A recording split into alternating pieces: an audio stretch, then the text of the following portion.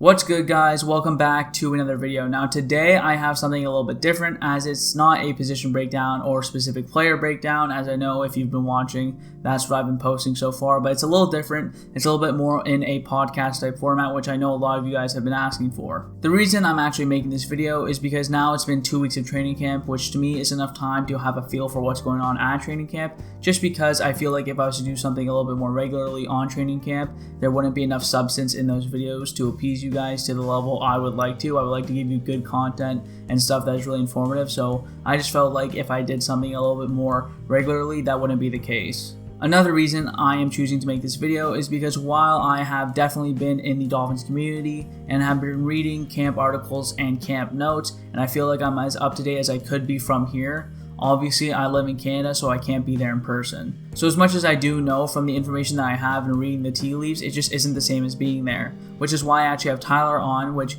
all of his links will be in the description. Please go check all of his stuff out. It's great work, and I obviously trust his football mind, or else I wouldn't be having him on the channel, but he's a great guy, and honestly, it was a great conversation, so make sure you check out all of his stuff. But basically, the reason I have him on is, one, obviously, again, his football mind, but two, he's actually been there at training camp, so he's been able to see every single rep which has been available to the public when he's gone to practice, so it's really good information and stuff that you might not have heard before from a person who's actually been there, which I think is very important to get you that good information, just because it wouldn't be the same if it was just me talking about camp notes and stuff, because while it is valuable information, I haven't personally seen it myself, so I wouldn't feel credible enough to talk about it. So it's a really nice give and take type of conversation, because I can give what I've known over camp notes and just reading what's been going on so far, but he can give us some real insight into what's been happening at camp live. I should note, and it's something that I definitely want to do as a little bit of a disclaimer, while I do think training camp is important and the information it gives to us and the team is very valuable, I don't think it's so important to the point where if one player has a bad practice, or if a player has good practice, they're either a superstar or they're immediately the worst player on the team. I don't like that way of thinking. That's a lot of what happens when you do training camp videos, so that's what we try to sway away from. And again, it's not the end all be all, it's just training camp, and we'll never really know until live bullets are flying. Personally, I just take it as something to keep in note, and it can give you valuable information about other things, sometimes about the scheme or the plays that they might run. But other than that, I wouldn't read too much into it, even though, again, I want to reiterate, it does give some valuable information, and there's clearly a use for it. So don't get me wrong, it is important and valuable. It just isn't the end-all and be-all of a player. So with that being said, I've taken enough of your time. I hope you guys enjoyed the conversation. I think it's really awesome. You get to see some insight from people who have been at camp, and you get to see my take on things so far. So enjoy. So on the channel, I have Tyler, who he does a bunch of things, so I'm just going to let him introduce himself. All right, what's up, guys? I'm Tyler DeSena. I have my own YouTube channel, which is Tyler DeSena NFL. I write for the ATB network if you want to check out any of my stuff on there. And I also do, if you want, like, Twitter, Threads, pretty much anything you can think of, TikToks, I'm just, pushing content just about anywhere. So I was at the last 2 days of Dolphins camp, and I'm excited to get this started. And honestly, most of his stuff is just like his name with NFL. So like if you want to search on TikTok or Twitter, he's a great follow there. So definitely do that. So the way this is going to go, we want to give you our stock up and stock down type of players, just because I feel like that's the most you can get out of training camp. So we're going to start with the defensive line. We'll move out. Then we'll go to the offense. So we'll start with the defensive line. Obviously, we have Zach Sealer, Raekwon Davis, Christian Wilkins, Emmanuel Ogbah, and then we obviously have some of the depth guys, which we'll touch on. But I want to ask Tyler if he had anyone who stood out to him who people haven't been talking about. Honestly, I'm not sure that I would have somebody who nobody is talking about, just because the D-line has so much talent and has played so well. The run game for Miami has been basically non-existent because they've been getting dominated every day by that defensive line. And part of that's going to be because they don't have guys like Terron Armstead actively practicing, because he seems like he's taking a rest day every single practice. But, guys like Zach Sealer have been eating. You saw he got the orange jersey, and Christian Wilkins looked good. I know Jaylen Phillips has been pretty dominant, but I don't know exactly who that's coming against, but I'm really hoping that he continues that. As for the rest of the D-line, those are the main guys. I feel like we haven't seen just that much of what they can be. I feel like I haven't seen much from Melvin Ingram, if you want to talk about maybe like a stock down guy. I feel like in individual drills, he kind of looks slow. And then I haven't seen much of him in team drills. That might just be me where I was sitting, but, haven't seen much of him. Which makes sense. Honestly, I won't lie. It makes me happy that Jalen Phillips is doing well, but to be honest, he could be doing it against a guy like Larnell Coleman. So it's like how much you're going to take from training camp, which is why in the beginning of the video, I talk about how training camp, you can't take too much from it. So just keep that in mind. A guy who I want to talk about just because I feel like no one's been talking about him. I don't know if you've noticed him. I feel like he's been non-existent, which is funny because he's one of our best defenders, or not non-existent, but I should say no one's been talking about him, is Emmanuel Ogbah. I just want to know if you've seen anything from him. If not, honestly, I'm just going to think he's going to put up 9 sacks again and be that consistent guy on the defensive line who can swap balls and get pressure on the quarterback. But just because you've been at practice, I figured I'd ask. I feel like Emmanuel Ogbah is a guy that in his, like, what is this, his third year in Miami, we haven't heard anything about him ever in training camp. I feel like we never hear about Emmanuel Ogbah as like a pass rush threat that we're all scared of, just because of the fact that they really don't use him particularly in that way. That was the guy that was always schemed up the pressure rather than like when in the first year he was here, it was a lot of like maybe Andrew Van Ginkel coming off the edge one-on-one, and then he would be more schemed up. Last year, it was kind of the same thing with Jaylen Phillips. I mean, I feel like it's not necessarily a bad thing that he hasn't been performing because it's not like they're going to be sending a bunch of like stunts and like amoeba blitzes at Tua and like their actual practice quarterbacks. Okay, so you've already said your stock down in Melvin Ingram. I'll give my stock up and stock down, and then you can go with your stock up. For me, it's going to have to be Jalen Phillips. I just made a video, obviously, as you guys know, talking about how he could win Defensive Player of the Year, so I definitely want him to be my stock up guy. And I'm so glad that after I made that video, even in talking to guys like you, where people just started gassing up in camp like right after that video, just because that's when training camp started. So that was beautiful to see. And for stock down, honestly, I don't know who to pick. It would have to be a depth guy. Honestly, I'll just use it to say Adam Butler just because he's gone. He's not on the team, so I figured I'd share that. I don't think I said that in that video. So Adam Butler isn't part of the team right now. He got cut. We saved $4.1 million. So I'll use that as my scapegoat for my stock down just because if I didn't use him as my stock down, honestly, it would probably be some depth guy that no one knows about. So I figured that makes sense. And yeah, Jalen Phillips, he's not a technically defensive lineman, but he's a part of that either edge rusher or defensive line, that front seven type deal. So I'll take care of Jalen Phillips as my stock up. And then who would your stock up be? My stock up, I would go with Jalen Phillips just because of how well he's played, but I feel like picking the same guy probably is not the move. So I'm going to pick Zach Sealer because in the couple days I was there, yeah, my guy. I mean, I've been on the Zach Sealer underrated train. I think I have Zach Sealer fan club leader in my bio since like early last year. But yeah, I've got to go with him. I saw like a couple nice run stuff plays. He obviously, like I said, got the orange jersey, and not a lot of people are looking at this. But in individual drills, he's also like pretty good. Like you watch him, he doesn't move when he's like having to get like they're showing like double teams and chips and how he would work off of that.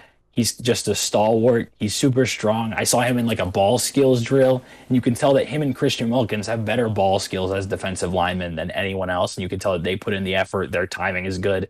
So maybe those two, but if I had to pick one, I'm going with Zach Sealer. By the way, check out on his Twitter. I'll have it linked in the description. You can find that Zach Sealer thread. It's awesome. You can see how well he really plays and why. And I'm on with, I agree with Tyler that he is one of the most underrated players in the NFL. So definitely give that a look. Other than that, I'm not sure there's too much else with the outside linebackers or the interior defensive line. So with that, we'll move on to the interior linebackers.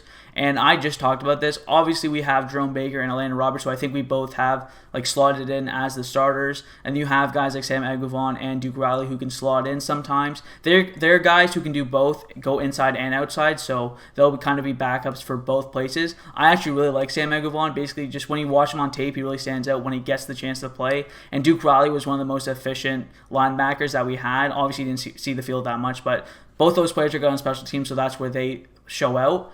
Obviously, the guy who a lot of us want to talk about is Channing Tindall because we just drafted him, and he's the guy who a lot of people have, again, like me, scheduled in to kind of replace Elandon Roberts near the midway of the season or maybe by the end of the season, who knows.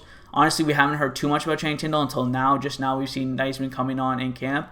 But I just want to get Tyler's thoughts just based on what camp's shown. Obviously, again, Jerome Baker and Elandon Roberts should probably be the starters in week one, but give us your thoughts on the entire interior linebacker kind of core that we have going on. Honestly, this is a group that not a lot of people look at with the Dolphins, and maybe the high-end talent isn't necessarily there because, Jerome Baker's good, but nobody's going to consider him a top 5 linebacker in the NFL when it comes to like off-ball guys. But I really like the depth of the group, and they've come on during camp. Duke Riley obviously has been like a really good like pass coverage guy. He's already made several stops. He made one on Tanner Connor last day of camp that I was there. That was really nice. He made one again that got put on video like on their Twitter or something. And then, like you said, Sam Eguavoen has been extremely fun to watch. He's explosive, man.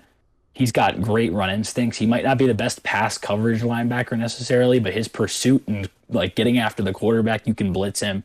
You can really, use him in those run stuffing roles, kind of like how you use in a Landon Roberts. But I think he's even more athletic and, he's more of a kind of a younger version of an Landon Roberts. And I think that that's what makes him exciting. As for Tindall, I mean, I haven't really seen that much from him.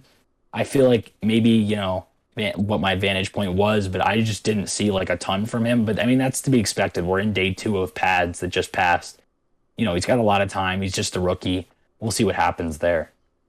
Yeah, I feel like a lot with like most of the rookies, they've been kind of keeping them hidden, especially with even the press conferences. But honestly, like I'm very excited to see what he can do.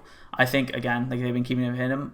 For stock up, stock down, there's not too much to say here. If I had to give a stock down, I don't even know who I would say. I would give stock up to Sam Eguavoen just because of the plays he's been making. Actually, scratch that. I'll give my stock up to Duke Riley just because of the plays he's made in the pass coverage game. And then, honestly, I feel like there's not too much to say in terms of a stock up, stock down because the linebacking core, it kind of is what it is at this point. As for my stock up, I'm going to pick the other linebacker that you didn't pick, and that's Sam Eguavoen. I mean, not only plays has he made in like 11-on-11 drills, but like I said, I paid a lot of attention to one-on-ones, and the D-line and linebackers were the 2 positions that were right in front of me. And there is no guy who puts in more effort, hits harder, and moves those like sleds off the spot more when it comes to those inside and like off-ball linebackers than Sam Eguavoen. That dude hits hard. You watch him and he comes up in the drills and you're like, that's who that is, because you immediately see that he's hitting harder than anyone else. As for a stock down, I guess maybe by default it could be a Landon Roberts just because there are guys that are going to be coming in to fill his role eventually, so maybe that's not a guy that you view as a long-term starter, but I don't think anyone did in the first place. I think the linebacker group is kind of a position that's just kind of been on the up, and you haven't really seen a lot of bad performances from them. Yeah, it kind of is what it is, so we're not going to spend too much time on them. But yeah, Zach Sealer, Christian Wilkins, and Emmanuel Ogbah obviously are the 3 front defensive line. We run such a weird base defense because it's like a nickel and dime base. So the defense is kind of weird, but that's kind of where we stand on that. Now we get to what the prime of the defense is, which is the secondary. Obviously, Byron Jones hasn't been practicing. We have Xavier Howard, who has been practicing, and he's looked the part as a top 5 corner, at least in my opinion. And then for the rest of the corners, it's very interesting because we have Keon Crossan, who's mostly been looked at as a special teams guy. But with the lack of depth at the cornerback position, it's hard to tell who's going to take that cornerback 4 spot. Honestly, Nick Needham hasn't even looked that great. I don't know if you've seen any different, but basically from what all I've seen and read, Nick Needham hasn't been that great, but he still seems penciled in for that 3rd kind of slot cornerback role. But I will say the really interesting debate right now and kind of discourse going on right now in Dolphins Twitter and in the Dolphins community is Trill Williams versus Noah Igbinoghene for that cornerback 4 spot and fighting to be that guy if a guy like Byron Jones isn't healthy to start the season to take over that outside boundary role. The thing for me with the starting corners is, man, if Byron Jones goes down, I have no confidence. Even though Trill Williams has been doing well, it doesn't make me feel good that our first-round pick is basically a bad gunner. So I just want to see your thoughts on them at camp so far. I mean, you pretty much said it, honestly. I mean, X has looked the part. Byron Jones is obviously going to be lining up across from him. They're both great. But aside from that, like, there is a little bit of a worry about depth at corner on this team, which is something you haven't heard in a long time for the Dolphins. I mean, losing Justin Coleman, as much as he didn't play very much, actually hurt them because of the fact that you've got guys like, X and Byron and Needham, and then after that, it's kind of just like, who is the 4th? And that's like a big thing you're going to need, especially if you're coming out in like a dime coverage and you don't want to have to move Javon Holland down into the box or have him play on a wide receiver. If you don't want to have to do that, you're going to need a 4th good linebacker. So, I mean, a 4th good cornerback. So, I mean, it's kind of scary at that position. I think that, like, a lot of the lower guys haven't played, fantastic. Obviously, Trill Williams has shown some flashes, but I don't think that necessarily is going to translate immediately. He's more of a guy we're kind of sitting and developing on. And then Noah Igbinoghene has been just pretty much burnt toast every time he's come up. I mean, he's made a couple plays, but overall, he has not been the guy that we touted him to be. That developmental prospect when we took him in that fateful 2020 draft. First round pick gunner, and he's not even good at being a gunner. It's awesome. It's fantastic. Stock up, I would have to give to Trill Williams, and stock down has to be Igbenogany. We just saw a clip, which I don't think was released by the Dolphins, but someone who was recording at camp, where basically it was him and Erik who just got burnt by River Craycraft. If you're getting, or it was a miscommunication, whatever the case is, you let River Craycraft get a 50-yard bomb. You don't want to see that. It's River Craycraft. While he might make the team, which we'll get to, I think it's really bad that you have two guys, especially a veteran Erik who does get burnt on a play like that. The one thing I do want to say is, and this is totally spur of the moment, I'm saying this, like, guys, I just thought about it.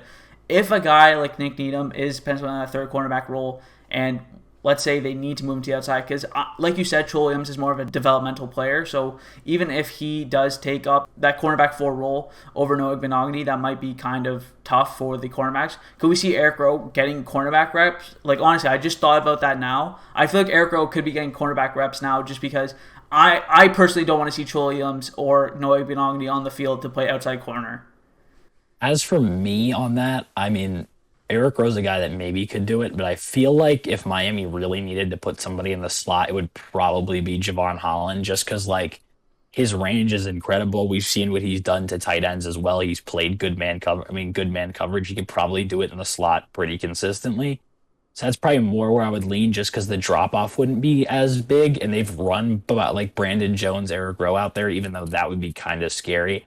I feel like this is a team that you could look for if, like, training camp cuts start to come in, preseason cuts, or some guy, doesn't want to be on his team anymore and doesn't like the role. I feel like Miami's a team you could see throwing like a 7th-round pick towards some team to go pick up another veteran corner, just because you can never have too many, and we don't know what that 4 through 6 or whatever is going to look like. Okay, so just before we hit on the safeties, I do want to give Tyler a chance to give his stock up and stock down for the cornerbacks. Yeah, I mean, my stock down, sadly, is going to be the same. Noah Igbenogany looks like a guy that could potentially not even make the roster, which is something that if you heard it 2 years ago, you would have been an absolute shock. And then my stock up is Keon Cross, and I saw him make a couple nice plays. He's a guy who obviously does a lot of work on special teams, and I feel like this isn't a guy that you're just looking at as like a potential, practice squad, maybe make the roster type of guy. This is looking more and more like somebody who could be a lock and even get playing time if your top guys go down. Especially just considering the money he's making, you would assume that he makes the team, even if it's just for that special teams role. So with that being said, let's move on to the safeties now. Obviously, we have Jevon Holland, Verone McKinley, and Clayton Fejedelem as the free safeties. Honestly, I don't know what they have officially Verone McKinley listed as, but I know that's what he played primarily in college. And then at strong safety, we do have Erik Rowe and Brandon Jones. So I'll first give it off to Tyler. He'll give us his stock up, stock down, and what he's seen at camp. And then we'll come back to me and I'll give my stock up, stock down, what I've seen basically just on the camp notes and all that type of stuff. I mean, the camp, like, what has happened at camp has been really just the Jevon Holland show. He is him. He is that guy. I mean, they were doing a little bit of a safety blitz drill, which I have not seen that much before. They were rushing like the safeties off the edge. They put like the dummy quarterback there, and they were just having him get off the edge. And you could tell that if you put Jevon Holland in the box and made him like a sub linebacker, he would absolutely kill it in that role too. And that's crazy because of the fact that you mostly think of him as like the free safety, like, over the top type, but his work in the box is insane. He's crazy.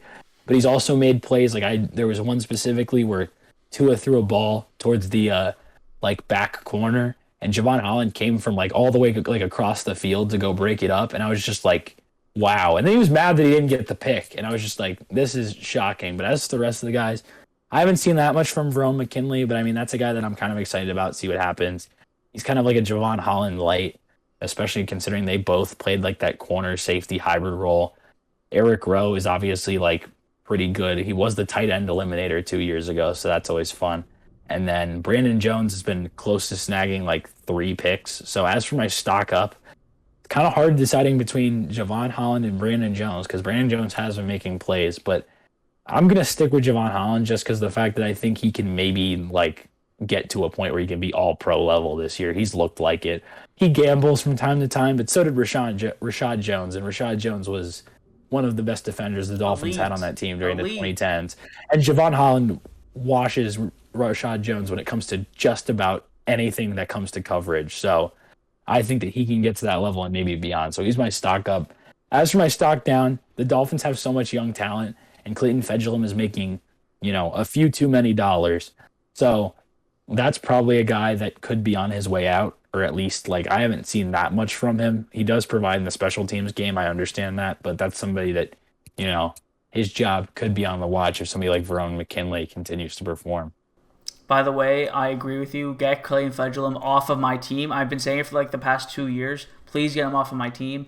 As for myself, again, a lot of the camp notes has just been Von Holland just showing out. So that is not the guy I'm going to pick for my stock up, just the guy who, honestly, we've been hearing about the most. I'm a Brandon Jones guy. I do like what he brings as an inside-the-box linebacker. Obviously, he does struggle in coverage, but he has been in the right place at camp, so hopefully he can take over that role from my stock down, which is Eric Rowe, just because I feel like Brandon Jones will start taking over. He's younger. He seems to be picking up that role not too bad, and obviously, they both have different skill sets where Brandon Jones is a better tackler and Eric Rowe is better in coverage, but it just seems like if Brandon Jones can make enough of a jump, not saying he's nearing what Eric Rowe can do in coverage, but make enough of a jump to make it so that it's just worth it to have him on the field more than Eric Rowe. You do save around $4 million with cutting Eric Rowe, so he'll be my stock down. Also, again, that play with Noah Benogany and Eric Roach getting burnt, it really just burns a hole in my brain, so that will be my stock down. My stock up isn't going to have anything to do with training camp, unfortunately, just because, again, unfortunately, Brandon Jones and Von Holland are the two primary guys who are going off, but I'll just give my stock up to Verone McKinley just because I like what I saw in college from him,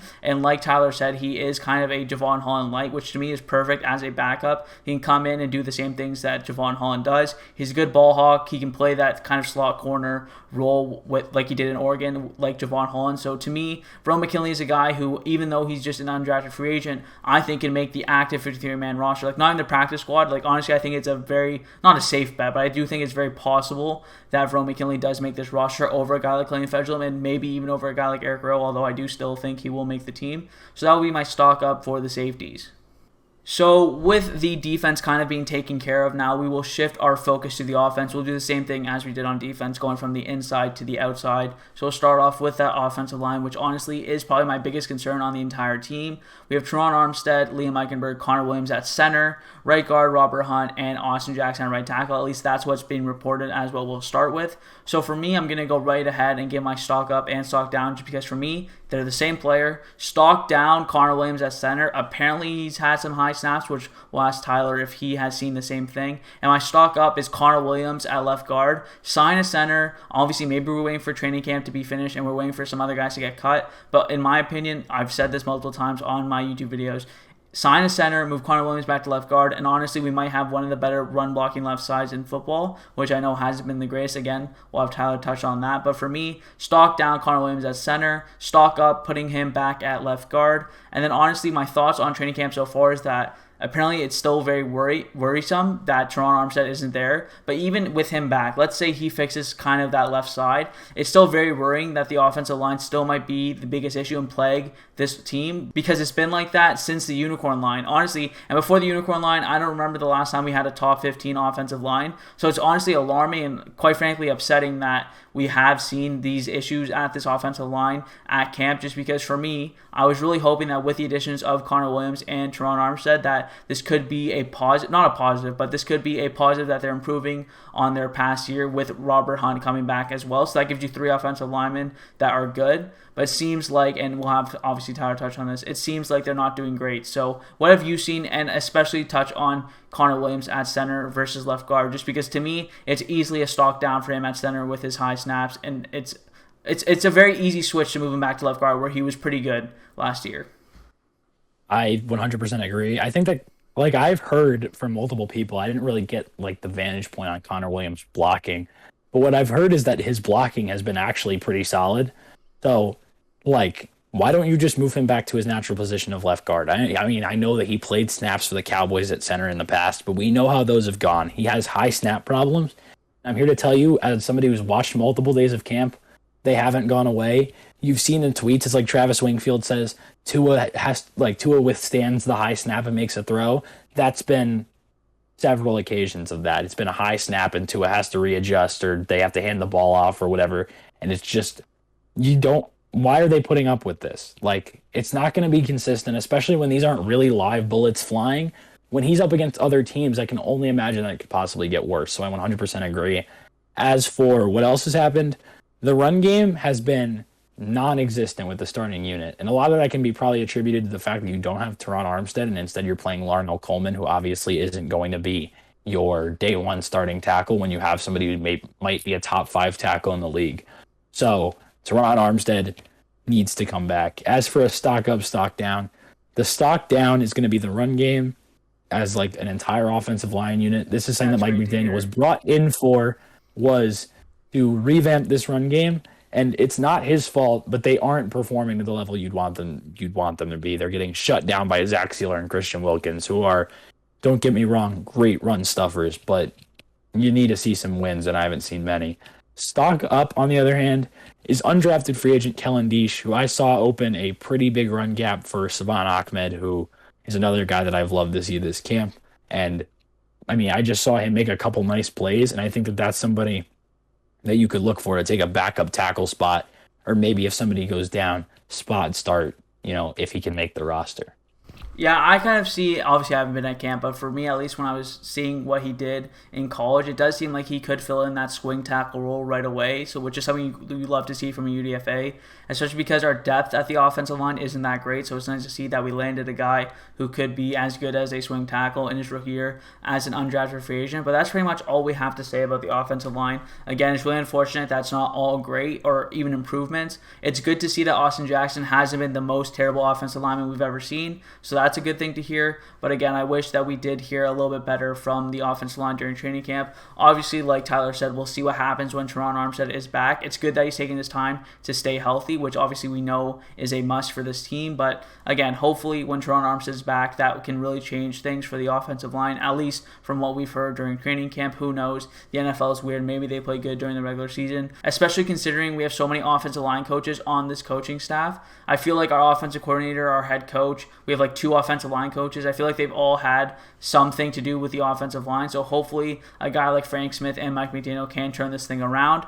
With that being said, though, it hasn't been great. But as we move back, honestly, after the offensive line, we move back. It's basically just skill positions and Tua Tagovailoa and Teddy Bridgewater. So we'll go to the running backs. Obviously, we just touched on the running game for the offensive line, so we might as well go to them as the guys. For me, the way I see it is you do have Chase Edmonds as your RB1, which to be fair isn't saying that much just because we know it's going to be a rotation. And I think we have Chase Edmonds and Raheem Mostert being those 2 frontier type guys, with Sony Michel being a change of pace type back. And then for me, the biggest competition is for that 4th running back, even if we do decide to carry one, between Zaquandre White, Salvon Ahmed, and Myles Gaskin. So we'll see what Tyler has to say about that little competition, and obviously what he has to say about the 3 bona fide locks to make the roster. For me personally, I do like Salvon Ahmed to take that spot. When I did break down the running backs, that is what I said. So hopefully Salvon Ahmed can lock up that spot. He's played with Mike McDaniel before. He was on their practice squad, I believe, in 2020. So hopefully he can lock up that spot. Myles Gaskin is a trade candidate. If you can get a conditional 7th or anything better, I would take it. It just seems that he hasn't been that great during camp. Obviously, we know he has terrible vision, so we'll see what happens with that position. And Zaquandre White is a dark horse to kind of make the team just because he's been so good. But to me, he will be a premium practice squad player who they probably will protect on a week-to-week basis. But I would love to hear what Tyler has to say about what's happening at camp, because what happens at camp could speak a lot for who takes up that 4th running back spot. I mean, basically, it's exactly what you said. You've been spot on with a lot of it, and I mean, that's great. So I think that a guy that we need to look at, and this is going to be my stock up player, is Salvon Ahmed. You just mentioned him. I mean, I think that he has been probably the most impressive of any of the running backs thus far in camp. I mean, he is playing with a lower unit that isn't facing guys like Zach Sealer, Christian Wilkins, Jalen Phillips, Emmanuel Ogbah, Raekwon Davis, any of those guys. But when he has played, he has made explosive plays. That hole that I was talking about that Kellen Deesh opened for him, he burst through that, probably got 40 yards, and that was probably a legitimate 40 yards because there weren't that many guys near him. It was a great run. And he also made another touchdown run. I saw him make several nice plays. He has really good vision, honestly underrated vision. I think that he is just one of the better running backs on this team. And when you have his combination of vision and speed, you usually think of a guy who's going to sit back, wait for the hole, and explode through it. But what he does, he always keeps his legs moving, which is what I like to see.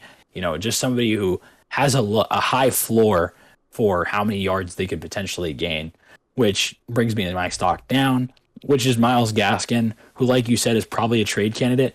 He simply doesn't fit what Mike McDaniel wants to do. He's not explosive. His vision is not great. We've seen him sit back for way too long. And when you're like him, you've got to have Le'Veon Bell type vision, because of the fact that if you're going to sit back and wait for these to develop, you better hit them when they do. And he simply has not done that. I watched him, I think, have a drop. He had a not great camp thus far. It was kind of topped off by a moment where he got tackled by Raekwon Davis, and he got up very angry at Raekwon Davis and was like, oh God, this is somebody who's pretty much a foot taller than me. So I'm a little, and it was just funny. And that's kind of just been the moment that I look to when I think of Myles Gaskin. I think that's my stock down. As for the rest of the guys, all the new additions, we haven't seen much from them. I saw a couple nice runs from Sony Michel. Raheem Mostert's been in the red jersey for most of camp. He's, coming back off of his injury. And Chase Edmonds has just been a victim of what has been a very bad run blocking team thus far. So those are guys we haven't seen much from. Stock up Salvon Ahmed, stock down Myles Gaskin. I hate to say the same thing, but it just makes too much sense in this case. I know we've agreed on a lot of stuff, but that's just how it is when it is training camp. Myles Gaskin has to be a stock down just because vision plays such a big part in Mike McDaniel's offense, and he just doesn't have that. And then obviously Salvon Ahmed, I liked him before training camp. That's why I slotted him in as my fourth running back. So I guess we agree on that, which is great to see. So he will be our kind of fourth running back as of right now. I think Sony Michel does just take up that third running back spot just because of his ability to change his pace. Just because when you have a guy like Salvon Ahmed, he gives you the same type of things that Raheem Mostert and Chase Edmonds does. So it doesn't make sense for him to be their primary backup, whereas Sony Michel gives you something different. With that, we will move to the tight ends. We do obviously have Mike Gesicki, Durham Smythe, Hunter Long, Adam Shaheen, and I guess Ethan Carter and Alec Ingold will fit into that, as we'll discuss fullbacks and tight ends together. Obviously, fullbacks are a little bit different, and we do have John Lovett as well for that position. But we'll go with tight ends first, then we'll go to the fullbacks. For me, you do have Mike Gesicki, Durham Smythe, Hunter Long, and Adam Shaheen. I don't know if I'm forgetting anybody for the tight ends. I don't think I am. Tanner Connor. Maybe. Tanner Connor, who is a kind of wide receiver tight end hybrid. So for me, yeah, they've been playing him more at tight end as I look at him at camp. It's been a lot of tight end, a little bit of H-back, fullback type of role, but mainly running out on routes as a tight end. Okay, so that makes sense, and that kind of backs up what we've been seeing. So for me, Mike Gesicki is a guy who obviously we've seen him talking in his press conference about his new deal, which we'll see. Honestly, he's going to have to prove he can be a valuable part of this offense, and if he's not, we'll see if he gets re-signed or not. Durham Smythe is a guy who actually fits a lot of what Mike McDaniel likes to do. I just don't know if he has the ability to be a guy who could really thrive just because of his talent. He has the kind of ability and he has the traits to do it. I just don't know if he has the talent to be elite in this position, so we might have to get a guy in free agency heading into next year. Tight end here is just kind of wishy-washy. I don't know how to describe it, just because Mike Gesicki is going to be the starter. It's just going to be about how they use him, and we don't really know too much about how they are, but a guy who obviously will know more about that because he's seen him in practice is Tyler. So I would love to know what you've seen out of the tight ends at camp so far. I think that the tight end group is kind of a group that we just kind of know what's going to happen. We know that the main guys are going to be Mike Gesicki. Hunter Long is somebody who, we drafted high last year, so he'll probably, make the team and get some decent playing time. Durham Smythe, and then Adam Shaheen if they want to carry a fourth, but they are carrying fullbacks, so I'm not sure. But as for players that I've seen some things from, I think that somebody we have to look at is Tanner Connor, who is not somebody you would think of when you think of that 6'3" frame that he's got. He's a big guy, and you would think that's somebody who attacks at the catch point. He really isn't that, but he shows some potential if he could bulk up a little bit more. That I know that Sean Williams touched on this. I was in a group chat with him when we were talking about it, that he might be able to fit a little bit of a Kyle Juszczyk role, like a fullback who can motion out wide and make some plays. He's good after the catch. He's made several deep catches that were lofted over, and he made some good rack ability. He showed some of that. So that's somebody that you definitely want to look at as somebody they might develop over time. That might be my long-term stock up. But my stock down, on the other hand, would probably have to be Hunter Long, who's just going into his second year. You drafted him with a premium draft pick, third round, I believe, and he just hasn't lived up to it at all. he's been on the other end of just, several pass breakups. There was one where Tua threw the ball his way. He was wide open, and it may have been high, but he didn't make the catch. I just feel like you haven't really seen anything positive from him in like the entire time that, I've been at training camp, and I haven't seen much from him on the tweets or anything. So that's probably my guy that I would, lean towards as my stock down. So for me, my stock down is just going to be Adam Shaheen, get him off the team. I feel like that's been a lot of my stock down, just saying players to get off the team, but that's just how I feel. Adam Shaheen just has no place on this team anymore, so I'll say for him as my stock down. And honestly, screw it. I'll say my stock up is Durham Smythe, just because he might get a little bit more opportunity than we might think. So good for him. Honestly, I don't really have much to say about the tight ends, just because, like Tyler said, we kind of know what's going to happen. So there's not really a point in giving a solidified stock up and stock down, but if I had to, I guess that would be it. Honestly, there's not much to say. Mike Gesicki's going to get a majority of the playing time, but it's just a matter if they line him up in a kind of slot role or if they actually use him as an H-back or as a tight end, so we'll see with that. With that being said, though, we'll move right to the fullbacks just because they are kind of in that similar realm. Obviously, we have John Lovett, we have Alec Ingold, who obviously will be the starter, and then I think Ethan Carter's still on the team. To me, Ethan Carter, just get him off the team. He's been pretty bad in games, and honestly, it's worth the cap savings that you get when you cut Ethan Carter. So to me, he's not a guy who's going to make the team. John Lovett just seems like a practice squad guy or a veteran you honestly just cut. And then obviously, we all know what you get with Alec Ingold. He's one of the better fullbacks in the league, and honestly, I think we know what Mike McDaniel plans to do with him just because we've seen what he does with Kyle Juszczyk in the 49ers. Obviously, it's not an exact same kind of replica, but it's something where you can see the similarities of what he wants to do in the run game and obviously in the passing game, because Alec Ingold has shown he can be a little bit of a player in the pass game. So I'd love to see what Tyler has seen. Obviously, it's fullback, so I'm sure he hasn't seen like a crazy amount. Yeah, I mean, my fullback knowledge from what I've seen at camp is very limited. I mean, they've run some plays with fullbacks, but Alec Ingold, another guy who's been in the red jersey pretty much every day of camp. So we know that's the starting fullback, I guess, but we haven't seen much of him. If I had to go stock up, stock down, you already said Ethan Carter. That's somebody you're probably, probably is going to not be on the team, would be my guess. But I'm going to stick with the Tanner Connor thing as my stock up because I kind of think that's where he's going to end up being if they ever play him. This is the kind of stock up where you probably won't make the roster immediately, but this is a guy that if, somebody goes down, Alec Ingold, God forbid, goes down mid-season, you can maybe bring in a Tanner Connor and he could make a couple plays for you in the past game that you wouldn't expect. So that's kind of my guy that I'm going to stick with. I kind of like that role for him. I mean, I guess the other stock up would be Ingold because he is pretty much guaranteed to have that starting spot. Just be healthy, please. That's all we ask. Just be healthy, Alec Ingold. With that being said, though, the rest of the team is now obviously just the quarterback and the wide receivers. We'll leave the quarterbacks for last just because I'm sure you guys want to see what we say about Tua Tagovailoa. With that being said, though, let's get to the wide receivers because this is a very, very interesting position group. We have Tyreek Hill, Cedric Wilson, Jaylen Waddle. Then you have another group where it's like Lynn Bowden, Preston Williams. Then you have another group which is the two guys returning from San Francisco, which is River Craycraft and Trent Sherfield. Mohamed Sanu is a guy who's there, but to be honest, I just see him as a training camp kind of veteran. And then other than that, you do have some other guys like Braylon Sanders who are at camp, who has been performing well, which I'm sure we'll talk about. But to me, you have your three guys in Jaylen Waddle, Cedric Wilson, and Tyreek Hill who are bona fide locks. Then from 4 through 7, if they do decide to carry 7 wide receivers, that's another question, whether they carry 6 or 7 wide receivers. That 3 to 6 spot is kind of wide open. I didn't even mention Erik ezukanma, who we just drafted, who has been making plays too. He's actually would be my 4th lock. So with that 4 through 7 spot or 4 through 6 spot, you have Erik ezukanma filling in one of those roles, which means you have 2 or 3 spots left for a guy like Lynn Bowden, Preston Williams, River Craycraft, or Trent Sherfield. I'll give you my guy. I do feel like Trent Sherfield is going to make the team. He does some things on special teams, which is great for a backup, and he's been with Mike McDaniel for so long. I just feel like he has a spot on the team kind of locked up, especially with Preston Williams seemingly not going to be on the team. Obviously, with him making a little bit of a mess on social media and talking about how he wants to be moved because he's not getting the opportunity, so I'm just going to keep him out of there. So for me, you have Erik ezukanma and Trent Sherfield taking over those last 2 spots, and then if they give another spot for that 6th spot, I would just put in Lynn Bowden just because he does seem like he has a skill set that Mike McDaniel would like to use at some point. It doesn't seem like he's been getting the use that we would want to see, but for now, I guess that would be my 6. What have you seen at training camp?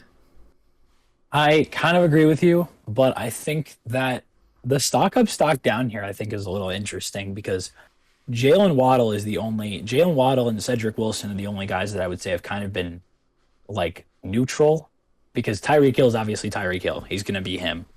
Jaylen Waddle has been very good. He's locked to be the number 2. So maybe the top 3 are kind of guys that you just don't have to worry about. You haven't seen like a crazy amount from Cedric Wilson yet, but you all know it's coming. And this isn't a team that has been operating heavily out of like throwing to their like number 3 receiver yet. So we'll see what happens there. But I think that besides those 3, the stock up is all of the new guys, and the stock down is all of the old guys. I mean, Preston Williams and Lynn Bowden are making pretty much no noticeable plays at training camp. Preston Williams is entering his 3rd year in the league. This is a guy that we looked at and we're like, this could have like wide receiver 1 potential if he steps into that role. And sadly, injuries and like drop problems and just all of that has prevented it from happening. It was a guy that I really liked. I really liked Preston Williams. But sadly, he hasn't played great. Lynn Bowden Jr. has been just nothing special. I mean, last year we all know, like, injured, went down, did not play for like at all during the season. Year before that, showed a little bit, but he just doesn't have anything that sticks out. He's not an elite route runner. He's not fast, really. He's more of like, he's just shifty. That's kind of his thing. And the problem is the Dolphins have everybody else on their team is also shifty. The San Francisco 49er build is you get guys who can't be tackled with the football. And Lynn Bowden just simply does that worse than a lot of the other guys on this team. And they have other roles to fill because you can have 5 guys to do the exact same thing. He just does what Jaylen Waddle does and Tyreek Hill does, but worse. Wait. As for the stock, yeah, exactly. To a level where he might not be on the team. Stock up is my number 1 guy would be Erik Ezukanma, who I just wrote an article about. If you want to check it out, it's on the ATB Network website or the pinned tweet in my description, by the way. Thank you. But it would be my pinned tweet if you want to check it out. And he has been a stock up player. He has made plays everywhere. And something that he really does well is I saw him win off the line multiple times, including one against Trill Williams, who is visibly a massive human being for a cornerback. He's probably the biggest cornerback on the Dolphins. He's huge. And I saw Erik Ezukanma beat him. I saw him beating the 2s that he was playing against, and even got catches with the 1s. He was just cooking up, especially the last day of camp that I was at. He was killing it. He makes plays. He goes and jumps for the football. And that was a role that I was scared about with Devontae Parker leaving, is who is that guy that you can trust to go high point the football? And lately it looks like it's been him. So he's my first stock up.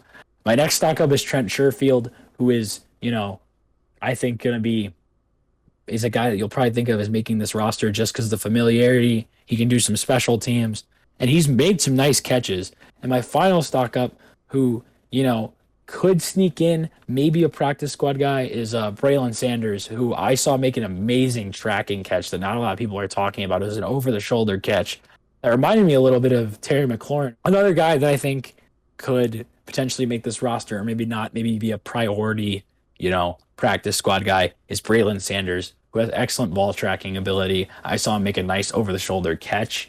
I think that's just a guy who, he seems like he's loved by all of his teammates. He was a hype man coming out for one of the days I was at camp. He was getting everybody hyped up. He just seems like a good dude, and he's made a lot of catches. So you never know if maybe that's somebody that you want to look at as a potential 6 if they don't want to keep Sherfield, but maybe a 7. You never know how deep they're going to go. Probably the first guy out. Yeah, for sure. All of that makes sense. I just have a little bit more hope in Lynn Bowden than maybe you do. Obviously, you've been at camp, so you've seen him not make plays. I just remember him flashing, so I think that's maybe what's playing in my mind, so that's why I might have him a little bit higher. For me, a stock down is obviously Preston Williams. Obviously, I don't see him being on the team just because of what's happened. And for me, I'll give a stock up to Braylon Sanders like you did. I'll just put more of a focus on him just because he was another UDFA. Man, so many UDFAs who have a chance to make this team. You have a guy like Verone McKinley, Kellen Deach that we talked about, and now Braylon Sanders. Like a lot of UDFAs that might rival our 7th round picks and some of our draft picks. So it's great to see that with the Dolphins. You love to see them making good UDFA signings. Now, with that all being said, with the wide receivers being out of the way, we have finally made it to quarterbacks. Now, obviously, there's not going to be much of a stock up, stock down type situation here because there's only been 3 quarterbacks. I think we know where that's headed. So we won't do that for the quarterback position. But I do want to hit on some things that I've thought about. Obviously, Tua's been shining a little bit. He's been flashing. People have talked about how different he's looked, which honestly is a fantastic thing for me to talk about. And obviously, Tyler will touch on that as well. You love to see Tua doing good. For me, the really interesting thing is that Teddy, and this is a guy, as a Tua guy, obviously I knew Teddy was going to come and be in the backup. That's not something that I was concerned about. When Teddy came in, and obviously with Tua's injury history, you thought, okay, this guy could be one of the best backups in the league just because he was a starter. And that's what you would think of him as Teddy Bridgewater being one of the better backups in the league, as a guy who could start a couple games and be good for you. As he just started a bunch of games in the Broncos, and he put up formidable stats. Obviously not starter stats and not something that you would want starting for you as your primary starter, but just a guy who you could see starting. And then when you see him come to the Dolphins, you're like, okay, so if Tua gets hurt, we should be in good hands. It's very surprising to me that he's been this bad in camp, at least from what I've seen. Maybe Tyler has seen differently because he has been there and he can't see more of a snap-to-snap basis. And obviously, when anyone gasses up Teddy, they get worried about Tua, which, to be honest, is ridiculous. We know this is Tua's team, and obviously Tua's shined at camp, so it shouldn't matter. But to me, it's kind of alarming how bad Teddy's been in camp so far. I 100% agree. I think that Teddy Bridgewater, I saw him making a couple plays in the red zone. They did a little, they did some red zone stuff to end the last day that I was at, and he performed well there. But he has been really bad, just something that I didn't expect from him. He's taken sacks. He's the ball is coming out weird, which obviously is going to happen when you have two gloves. But when you've been playing for this long, I expect the throws to look normal. The throws don't look normal. He's just, I don't know, there might be something up, mentally, maybe something going on, in his personal life. He doesn't look like he's, in his stride right now. And, it's just it's scary because you think of that as a guy with Tua having his injury history, that if you need him to come in, he can win you games. But what's funny is that the guy that looks like if you needed to come in and win you games has been Skylar Thompson, he's got that little bit of that, Joe Philbin, when we had the Hard Knocks series, in 2012, was talking about how Pat Devlin was, his favorite quarterback on the roster, which was funny because he took a quarterback 8th overall. But Skylar Thompson has a little bit of that, that moxie, that big playability. I saw him throw, a really nice ball up the seam and drop it in the bucket. He's pretty accurate. He's a lot like Tua in the sense that, a Tua light, in the fact that his arm isn't extremely accurate, his arm is extremely accurate, but his arm isn't necessarily very strong. He can kind of make those intermediate throws, kind of like how Tua does. But he's looked pretty solid. I was very impressed with what I saw from him. As for QB1, as for the guy that we've been all waiting to talk about, Tua has been inconsistent. He's been good. He's shown some very good flashes, but I think it's just, you can't judge the quarterback at what's going on in camp. This was never going to be the thing where you're like, okay, Tua's not doing well in camp, he's not the guy, or Tua's doing well in camp, he is the guy. If you're doing that, you're overreacting. You can't do that. You have to wait until bullets start flying. I've noticed that on some plays he's been holding on to the ball a little bit long, seeing things a little bit slowly. I don't know if that's him trying to learn the offense. I don't know if, as one of my other friends, Finstant Reacts, brought up, I don't know if that's him being told to look at things slower to just kind of see and digest it, and then maybe later on they're going to start really ripping it. Or if it's just him being a slow blinker, as he was called, then I believe it was ESPN or something. We never know. But that's the issue. We can't overreact to what we see from the quarterback at camp. I obviously saw him make some great throws. He dropped the ball right in the bucket against the blitz. He's been good at, making do of the mismatches that are on the field. I've noticed him attacking the spots in the field where they're blitzing. He's done a good job of that. If he sees that a blitz is coming from a certain side and he sees a busted coverage, I've noticed he's throwing it there more often, which is a lot better from him. What it really comes down to is you're never going to know how good a quarterback is up here cerebrally until they start playing real games. And we know Tua isn't going to be the strongest arm guy, so we have to see the mental, and we're not going to see what the mental looks like in practices against your own team where you're not even using your full playbook. Exactly. Like I said in the intro, you cannot take training camp too seriously. If a guy has a bad day, he's not the worst player ever. If a guy has a good day, he's not all of a sudden a superstar, which I know is crazy to say.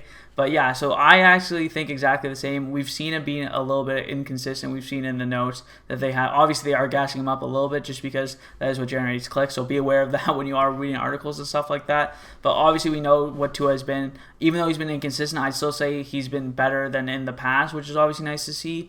But again, you want to see him improve that inconsistencies. And like Tyler said, we'll never know until the games start, and we'll never know until live bullets start flying. So we'll see what happens with that. With that being said, the only only other thing I have to ask you about is I would love to see what you've seen from Mike McDaniel on the practice field, even from your vantage point, just seeing how he's acting, how he's been around the players, and anything else you've seen being live there. If you want to tell anyone about being live there, anything that has stood out to you about the experience of being there at camp.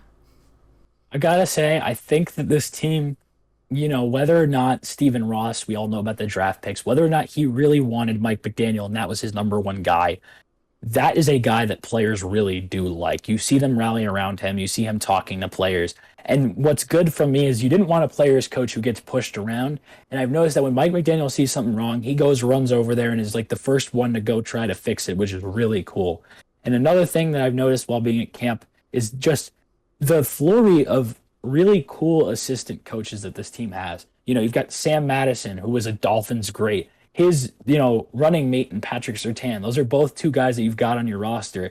And obviously all the young guys respect both of them. You've got the respective, guys like Xavier Howard, Byron Jones. They know that those guys are legends down here. But the guy that I've seen a lot from is Wes Welker. I mean, I've seen him, talking with receivers. That's a group that's really showed out, especially these young guys. And I mean, I saw him doing push-ups with all the receivers after practice. I'm seeing him running back and forth, doing his warm-ups, his stretches with the receivers. He is really, truly one of them. He doesn't he doesn't coach like he's above them.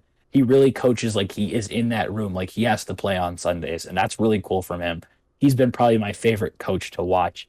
As for the rest of the camp, the atmosphere is amazing. This Dolphins fan base really wants to win, and it's been really cool to see. I mean, I met like a bunch of the players, was able to get some autographs on like a football and stuff, meet some players. It seems like there's a camaraderie there between the players and the fans that everybody here wants to win games. They don't care about the outside distractions. We saw it from Tua. He's like, I don't even know what's going on with the Stephen Ross situation. Nobody cares. They just want to shut up and win football games. So that's really what I've been excited to see is everybody here wants to win, and we'll see if it really translates on Sundays. Which is what you love to hear. I love to hear that all they care about is winning. Again, nothing you can do about that lost draft pick. Honestly, the best you can do is make that draft pick as worthless as possible. So go win that Super Bowl, make it the 32nd pick in the draft. Now, with that all being said, honestly, I have nothing left to say. I will give Tyler a chance to plug everything he needs to plug. Again, all the links will be in the description, so no worries about that. If you see him or hear him talking about any of those things, just feel free to click in the description or go to his Twitter, where I know he has linked all of his articles, his videos, and all of that type of stuff. But thanks for being on the show, man. Hey, man, thanks for having me. Absolutely loved it. But if you do want to see anything from me, I mean, Twitter's probably the best place to find everything. I've got links there for anything you can possibly think of. It's at Tyler DeSena NFL. Same way it looks here. That's pretty much my tag on everything but TikTok, where it's DeSena Sports. But that's pretty much the best place to find me. If you want to DM me, we could talk ball. I don't really care. At me, whatever. I'm always down to talk football. So that's probably the best place to find me. Like I said, the YouTube's the same. But really, thank you for having me on, man. No, and thank you for coming on. Honestly, we're going to have to do this again, probably further down the road during training camp. Like I mentioned, we can't do this every day. There's just not enough to touch on. But we'll definitely do this again. We'll have to meet up during the football season as well for some shows like this. This was awesome. So thanks for being on the show. And with that being said, thank you guys so much for watching, and I'll see you next time.